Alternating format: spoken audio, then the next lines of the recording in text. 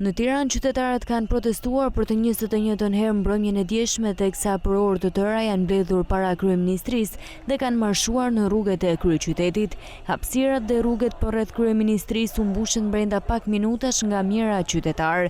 Pjesë e kësaj proteste janë bashkuar edhe shqiptarë nga diaspora, teksa me flamuj dhe pankarta në duar, ata kërkojnë të plotësohen kërkesat e tyre.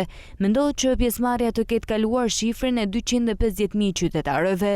Turma e madhe është pozicionuar përreth godinës së kryeministrisë, ndërsa protestuesit kanë shpalosur flamuj kombëtar dhe pankarta me mesazhe kundër qeverisë dhe Edi Ramës. Ata mbajtën fjalime teksa bëjnë thirrje edhe për të qëndruar në shesh deri në largimin e qeverisë. Një pjesë e tyre qëndruan deri në orët e para të mëngjesit poshtë zyrës së kryeministrit Edi Rama. Një pjesë e tyre vijojnë të qëndrojnë ende.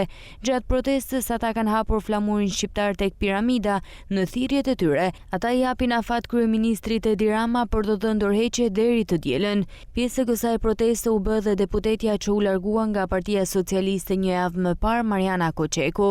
Pas fjalëve të protestuesve në podium, ata nisën marshimin rreth kryeministrisë dhe piramidës, ndërkohë i bënin thirrje Edi Ramës dhe Sali Berishës për dorëheqje.